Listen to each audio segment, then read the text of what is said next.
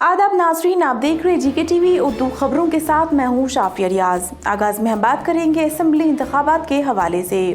जब से जम्मू कश्मीर में असेंबली इंतखाबात का बिगुल बजा है, तब से सियासी जमातों के माबेन इल्जामात और जवाबी इल्जामातों का सिलसिला जारी है। इसी बीच आज नेशनल कॉन्फ्रेंस के नायब सदर उमर अब्दुल्ला ने सहाफियों के पूछे गए राम माधव के बारे में सवाल का जवाब देते हुए कहा कि इंतखाबात में सबको मेहनत करनी पड़ती है। उन्होंने PDP को तनकीद का निशाना बनाते हुए कहा कि असेंबली इंतखाबात के पेश नजर राम माधव और PDP के दरमियान चोर दरवाजे से बातचीत जारी है। बीजेपी के साथ सत्यपाल मलिक साहब के करीबी ताल्लुकात थे, उन्होंने ही उनको यहाँ गवर्नर भेजा और 2019 में जो हुआ वो सत्यपाल मलिक साहब के हाथों से ही हुआ। अब राम माधव साहब यहाँ क्यों आए, किस लिए आए, ये मैं नहीं कह सकता हूँ, ये जवाब तो बीजेपी ही दे सकती है। लेकिन इसमें कोई दो राय नहीं है कि अगर किसी एक पॉलिटिकल पार्टी के साथ राम माधव साहब के अच्छे ताल्लुकात हैं वो PDP है, क्योंकि राम माधव साहब ही जिम्मेदार थे उस वक्त PDP और BJP को एक प्लेटफॉर्म पे लाने की। अलायंस उन्होंने कराया, शायद इसलिए उनको दोबारा वापस लाया गया है। करेंगे अलायंस कराने की। पहले तो उन्हें सीटें मिले, फिर हम बात करें। वही पीपल्स डेमोक्रेटिक पार्टी की सदर महबूबा मुफ्ती ने उमर अब्दुल्ला पर तनकीद करते हुए कहा कि वो सच्ची सियासत में यकीन करती है। उन्होंने कहा कि हमने कभी भी जाती मफाद के लिए जम्मू कश्मीर को नुकसान नहीं पहुंचाया।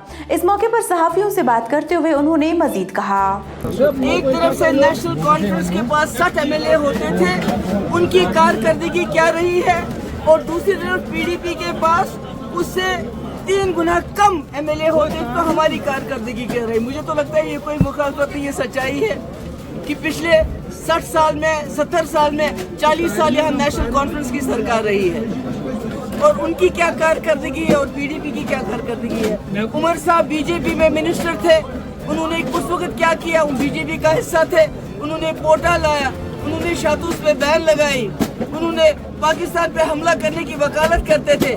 जब हमने BJP के साथ किया तो हमने शर्तों पे किया। यहाँ नेशनल कॉन्फ्रेंस से ताल्लुक रखने वाले लीडर मुबारक गुल ने आज हल्का ईदगाह से अपने पर्चे नामजदगी दाखिल किए।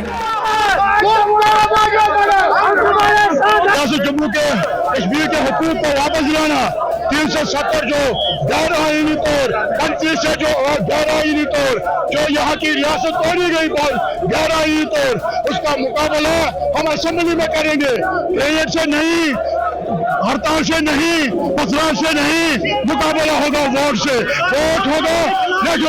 उधर पीपल्स डेमोक्रेटिक पार्टी के लीडर ज़ुहैब यूसुफ मीर ने आज अपने कागजात नामजदगी दाखिल किए, जिस मौके पर बात करते हुए उन्होंने कहा कि हमारा मकसद जम्मू कश्मीर की आवाम की खिदमत करना है। ये Lal Chowk constituency nomination file करी है। मैं आपसे ये वादा करता हूँ कि इंशाल्लाह हम पूरी कोशिश करेंगे लोगों के हक जो लोगों के जो मसले हैं, जो हुकूक है पामाल किए गए, उनको वापस लाएंगे। कश्मीरियों की डिग्निटी, आइडेंटिटी, प्रॉस्पेरिटी, इसके लिए काम करेंगे। नौजवानों के लिए काम करेंगे, नौजवान जो पकड़ दकड़ में फंसे हुए हैं उनके लिए काम करेंगे। कश्मीर के अंदर जो ट्रस्ट डेफिसिट है, उस ट्रस्ट डेफिसिट को ब्रिज करने की जमहूरी तौर से पूरी कोशिश करेंगे। इधर कांग्रेस पार्टी की जानिब से असेंबली इंतखाबात के दूसरे और तीसरे मरहले के लिए उम्मीदवारों को मुंतखब किया गया है। जीके टीवी को मिले इतलात के मुताबिक कांग्रेस ने दूसरे और तीसरे मरहले के लिए 23 उम्मीदवारों को मुंतखब किया है, जिनमें दूसरे मरहले में 5 और तीसरे मरहले में 18 उम्मीदवार को नामजद किया गया है। क्योंकि इस वक्त सेकंड फेज की नोटिफिकेशन निकल चुकी है, तो हमारा एम्फोसिस जो था वो सेकंड फेज के लिए था, ताकि आज CEC की मीटिंग में वो सब की सब सीटें जो हैं क्लियर हो जाए। और आज भी हम लोग उन्हें second phase as well as third phase दोनों के ऊपर डिस्कस किया। सेकंड फेज़ की 6 सीटें और थर्ड फेज़ की 23 सीट्स आउट ऑफ 40 वो डिस्कस हुई। सेकंड फेज़ में बिल्कुल क्लियर हो गई हैं। सिर्फ एक सीट के वास्ते CEC ने कुछ इन्फॉर्मेशन मांगी है, जो आज शाम तक हम उनको प्रोवाइड कर देंगे। बाकी 23 सीट्स की जो थर्ड फेज़ की जो 23 सीट्स हैं उसमें 5 या 6 सीट्स के वास्ते वो फर्दर इंफॉर्मेशन मांग रहे हैं। साबिक एमएलसी यासिर ऋषि, जिन्होंने हाल ही में पीपल्स कॉन्फ्रेंस को खैराबाद कहा, उन्होंने आज श्रीनगर में इंजीनियर रशीद की अवामी इत्तेहाद पार्टी में शमूलियत इख्तियार की। वाज़ेह रहे यासिर ऋषि मज़कूरा पार्टी से जिला बांडीपुरा के सोनावारी हलके से असेंबली इंतखाबात लड़ेंगे। कितने पुरखुलूस एक कश्मीरी आवाम के लिए, जो हमें लगा कि पिछले 6 सालों से वो बेगुनाही का सज़ा जो काट रहे हैं कश्मीरियों के लिए, जदोजहद कर रहे हैं, हमें लगा कि हमें भी उनका साथ देना चाहिए। हमें जिन लड़कों ने पहले शुरुआत की थी हमारे यहाँ, हमारी कॉन्स्टिट्यूंसी में, जिन जवानों ने पहले ही शुरुआत की थी, हमने भी सोचा कि हम भी उनके साथ हाथ मिलाएं। आज हम उनके साथ ज्वाइन कर रहे हैं जिन लोगों ने पहले शुरुआत की थी पार्लियामेंट इलेक्शन में। एक एक करके वो जमा हो गए, उन्होंने शुरुआत की इस तहरीक को चलाने के लिए, जो कश्मीरियों के लिए है, जो खासकर जम्मू कश्मीर के लोगों के लिए।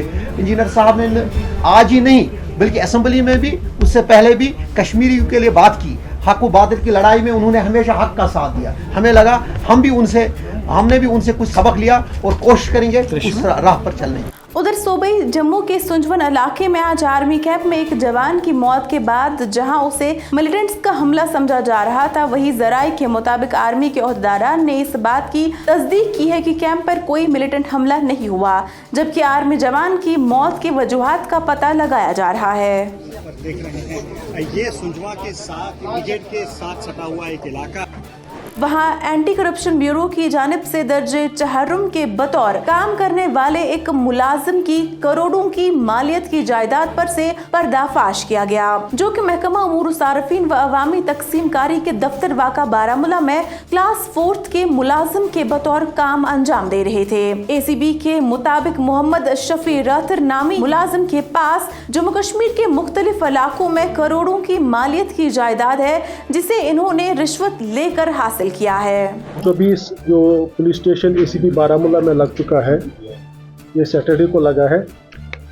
ये एक वेरिफिकेशन हमारे पास चल रही थी ACB में कि मोहम्मद शफी रातर जो है क्लास 4 एम्प्लॉई है, जो अपना FCS एंड CA डिपार्टमेंट, जिसको हम आम भाषा में कहते हैं फूड डिपार्टमेंट, इसने जो है एक्यूमुलेट किया है एसेट्स, यानी जो इसके नॉन सोर्सेज ऑफ इनकम है उससे ज़्यादा तजावुज़ करके इसके पास जो है एसेट्स है, प्रॉपर्टी है, माल दौलत है।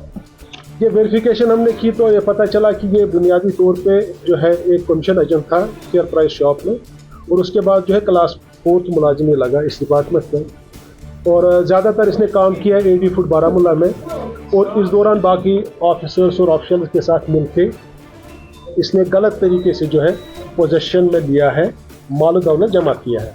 तो ये वेरिफिकेशन जो है कल्मिनेट हुई, और ये जो इनके खिलाफ एलिगेशंस थी तो ये हमने प्रूव कर दी। उधर जिला कुलगाम में आज दोपहर के बाद हुई तेज हवाओं के बाइस कई रिहायशी मकानों और गाड़ियों को नुकसान पहुंचा है। बता दें, गुज़िश्ता कई रोज से कश्मीर में हर दूसरे दिन हल्की से दरमियानी दर्जे की बारिशें हो रही है, ताहम कल से मौसम में बेहतरी वाक़ा होने के इम्कानात जाहिर किए गए हैं।